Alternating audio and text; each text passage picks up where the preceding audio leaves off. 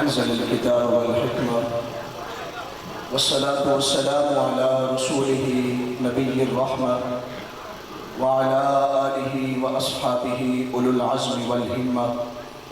أما بعد، أعوذ بالله من الشيطان الرجيم. بسم الله الرحمن الرحيم. إن أولياؤه إلا المتقون. صدق الله العظيم وبلغنا رسوله النبي الكريم الأمين. إن الله وملائكته يصلون على النبي يا أيها الذين آمنوا صلوا عليه وسلموا تسليما.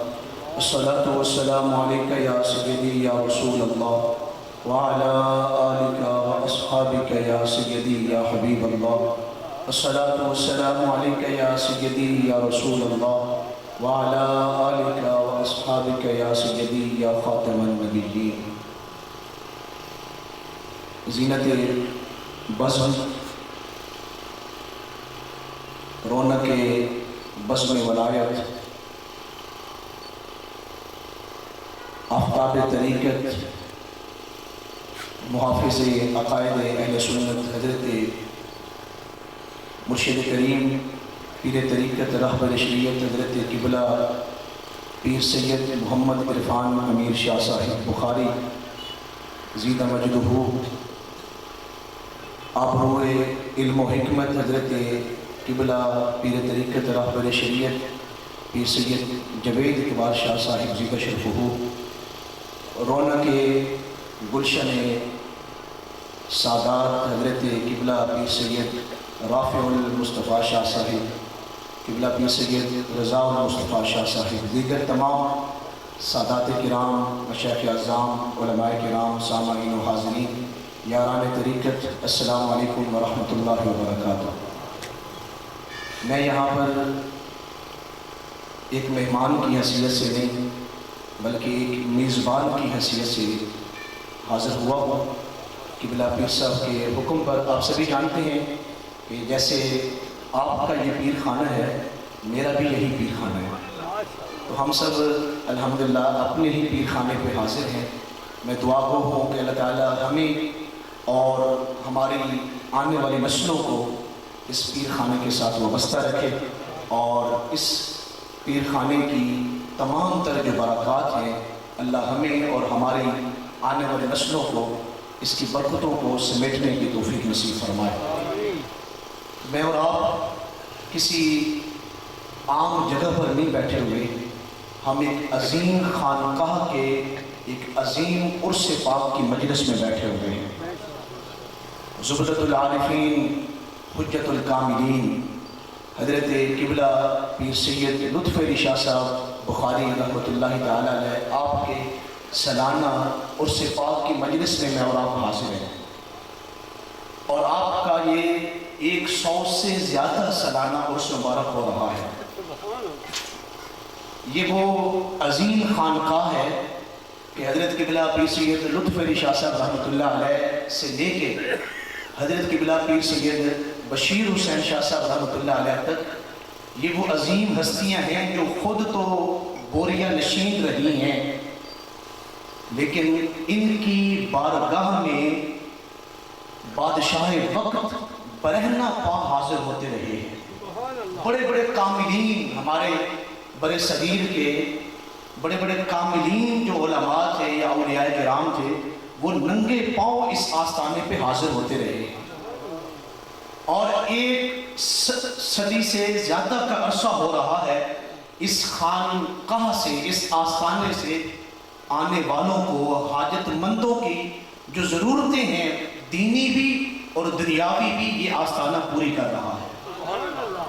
ہمارے ہاں سب سے بڑا المیہ یہ ہے کہ ہم ان خانقاہوں کی طرف ہمارے ہاں اکثر لوگ مائل ہو جاتے ہیں جہاں یہ طریقہ کار ہو کہ ہمارے بچے باہر چلے جائیں، ہمیں پیسے مل جائیں، ہم امیر ہو جائیں، ہم راتوں رات کہیں کے کہیں پہنچ جائیں.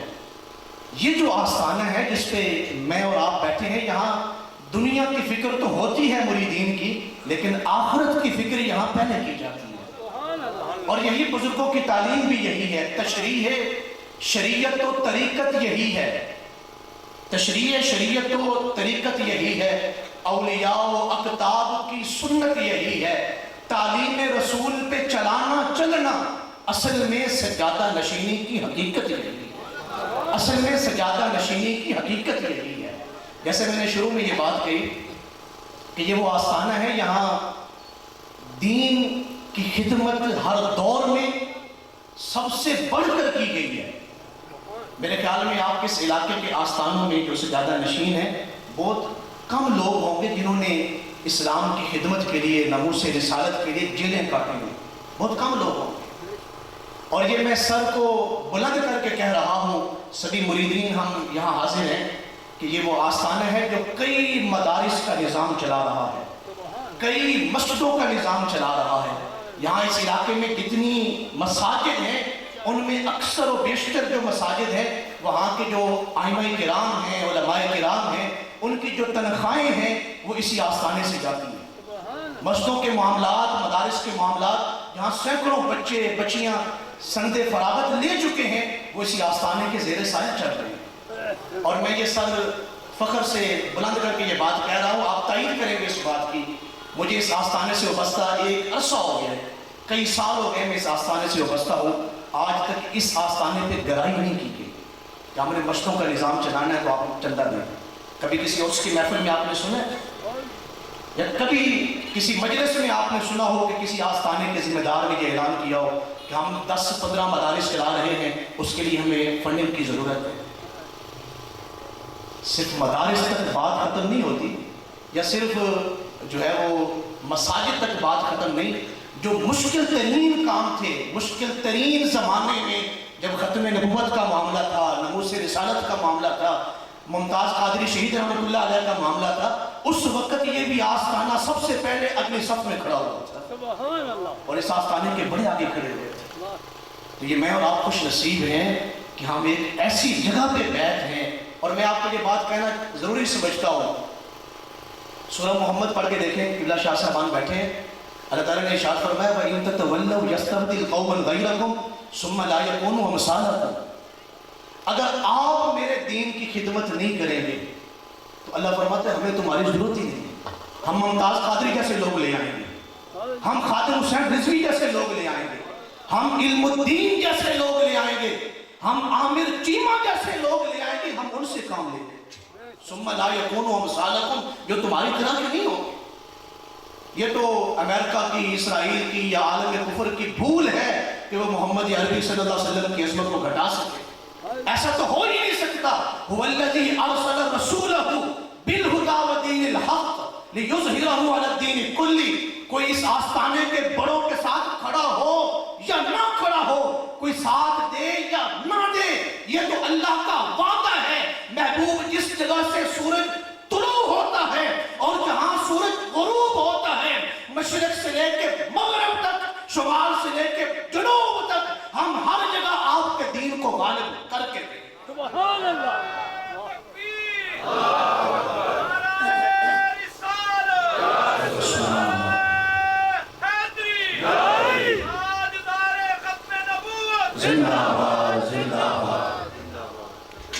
تو یہ ان لوگوں کی خوش نصیبی ہے جو حضرت قبلہ پیر سید عرفان امیر شاہ صاحب کے ساتھ اس معاملے میں ساتھ کھڑے ہوئے۔ میں اپنی گفتگو کو سمیٹتے ہوئے آخری ایک دو بات کر رہا ہوں، آپ اس آستانے کے ساتھ وابستہ رہیں۔ اللہ کی قسم ہے، یہ جو آپ کسی بھی کامل، مولانا روم رحمۃ اللہ علیہ نے ارشاد فرمایا تھا کہ مولوی ہرگز نہ شد مولا روم، کہ مولانا روم جیسی ہستی جنہوں نے کئی سالوں تک حدیث پڑھائی ہے اور کئی سالوں تک علماء کو درس و تدریس کا معاملہ سنبھالا ہے آپ نے، مولانا روم جیسی ہستی کہتے ہیں مولوی ہرگز نہ شد مولا روم، کہ مجھے اس وقت تک مولا کی معرفت حاصل نہیں ہوئی جب تک میں کسی مولا والے کا غلام نہیں بنا، تا غلام شمس تبریز نشد، میں اس وقت تک اللہ کی معرفت حاصل نہیں کر سکا، اس وقت تک مولوی یعنی مولا والا نہیں بن سکا جب تک میں شمس تبریز کا غلام نہیں بنا۔ سبحان اللہ۔ قبلہ پیر صاحب آپ بغداد شریف تشریف لے گئے، یہ بغداد شریف جہاں امام اعظم امام حنیفہ رحمۃ اللہ علیہ کا مزار شریف ہے، آپ کے مزار شریف کے سامنے حضرت بشر آخی رحمۃ اللہ علیہ کا مزار ہے۔ امام احمد بن حنبل جیسی ہستیاں، کتنا بڑا نام احمد بن حنبل جیسی ہستی. حالانکہ حضرت بشر حافی کوئی بہت بڑے عالم نہیں، فاضل نہیں، مدارس میں نہیں پڑھے، تدریس میں نہیں بیٹھے، لیکن اس کے باوجود وہ ایک شراب خانے سے نکلے. طویل واقعہ میں نہیں بیان کر رہا، اللہ نے نواز دیا. لیکن امام احمد بن حنبل فقہ کے جو بڑے امام ہیں، جو بہت بڑے شیخ ہیں، بہت بڑے مجتہد ہیں، وہ حضرت بشر حافی کے پیچھے ننگے پاؤں چل رہے ہیں. تو کسی نے پوچھا آپ بشر حافی کے پیچھے کیوں چل رہے ہیں؟ آپ اتنے بڑے عالم ہیں، اتنے بڑے فاضل ہیں، اتنے بڑے امام ہیں، بشر حافی کے پیچھے کیوں چل رہے ہیں؟ فرمایا شریعت کے علوم تو مجھے پتہ ہے، لیکن شریعت والے کو بشر حافی جانتے ہیں. اللہ اللہ کیے جانے سے اللہ نہ ملے، اللہ والے ہیں جو اللہ سے ملا دیتے ہیں. اعظم چشتی رحمۃ اللہ علیہ نے فرمایا تھا کہ دل دا شیشہ صاف نہیں ہونا، کسے شیشہ گردے باجوں، عشق دی منزل طے نہیں ہونی، کسے دیدہ وردے باجوں، لا الہ دی رمز نہیں لبنی، کسے اہل فقر دے باجوں، اعظم یار دی دید نہیں ہونی، کسے اہل نظر دے باجوں. اعظم یار دی دید نہیں ہونی، کسے اہل نظر دے باجوں. اور یہ وہ آستانے ہیں جہاں آپ کے دلوں کو ستھرا کیا جاتا ہے. ہم اس آستانے سے کئی سالوں سے وابستہ ہے. حضرت ابراہیم بن ادہم کے پاس ایک نوجوان آئے اور وہ مرید ہو گئے. قبلہ پیر صاحب کے نظر میں یہ بات کروں گا، اور یہی آستانوں کا پیغام ہے. یہ آستانہ عالیہ رواتہ شریف کا یہی پیغام ہے. ہم رات کی نشست کے بعد قبلہ پیر صاحب کی مجلس میں چند گھڑیاں بیٹھے ہوئے تھے، تو قبلہ پیر صاحب نے جو آستانے کے پیغام ہمیں بتائے، وہ پیغام میں آپ کی سماعتوں کے نظر کر رہا ہوں. حضرت ابراہیم بن ادہم رحمۃ اللہ علیہ کے پاس ایک نوجوان مرید ہوا، پھر ایک عرصے تک وہ آپ کے پاس رہا. جب وہ جانے لگا تو قبلہ پیر صاحب نے، حضرت ابراہیم بن ادہم نے ان کو خلافت عطا فرمائی، ولایت کے بہت زیادہ انوار و تجلیات سے نوازا ان کو. جب وہ نوجوان جانے لگا نا، اجازت دی اور چلا گیا، پھر واپس مڑ کے آیا. حضرت ابراہیم بن ادہم سے کہنے لگا حضور میں ایک عرصہ آپ کے پاس رہا ہوں، اگر آپ نے میرے اندر کوئی عیب دیکھا ہو، کوئی برائی دیکھی ہو تو میری اصلاح فرما دیں تاکہ میں اس کو سنواروں، اس کی اصلاح کر لوں. آستانوں کا پیغام سنیں. ہم جس آستانے سے وابستہ ہیں، اس آستانے کا پیغام میں آپ کو سنا رہا ہوں. حضرت ابراہیم بن ادہم نے فرمایا بیٹا جب تو پہلے دن ہماری خانقاہ میں آیا تھا نا، ہم نے تمہیں محبت کی نگاہ سے دیکھا تھا، اور ہم جسے محبت کی نگاہ سے دیکھتے ہیں پھر ہم اس میں عیبوں کو تلاش نہیں کرتے. یہ وہ آستانے ہیں جہاں محبتیں بانٹی جاتی ہیں، جہاں دلوں کو سنوارا جاتا ہے، جہاں روحوں کے اوپر محنت کی جاتی ہے. تو آئیں، لمبی گفتگو کا بھی وہی مقصد ہے، مختصر گفتگو کا بھی یہی مقصد ہے. ہم سیالکوٹ سے اپنی تشنگی کے لیے، تشنگی کو بجھانے کے لیے اس آستانے پہ حاضر ہوتے ہیں. آپ انتہائی خوش نصیب ہیں کہ آپ کے علاقے میں یہ آستان ہے. میں کبھی کبھی اصحاب کہف کا جب واقعہ پڑھتا ہوں، قرآن مجید میں وہ 350 سال تک سوئے رہے، اللہ ان کی کروٹیں خود بدل رہا ہے. سورج کو حکم دیا کہ شعائیں غار کے اندر نہیں جانی چاہیے، سورج اپنا راستہ بدل رہا ہے. بنی اسرائیل کے ولی اس شان کے ساتھ سوئے ہوئے ہیں، تو امت محمدیہ کے ولی کی شان سے سوئے ہوئے ہیں.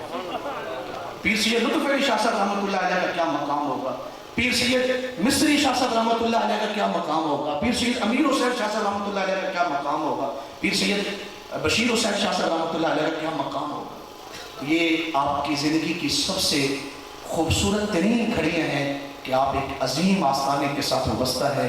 میں دل سے دعا گو ہوں اللہ مجھے اور آپ سب کو اور ہماری آنے والی نسلوں کو اس آستانے کے فیوز و برکات سے مستفید فرمائے. وما علیہ الا البلاغ.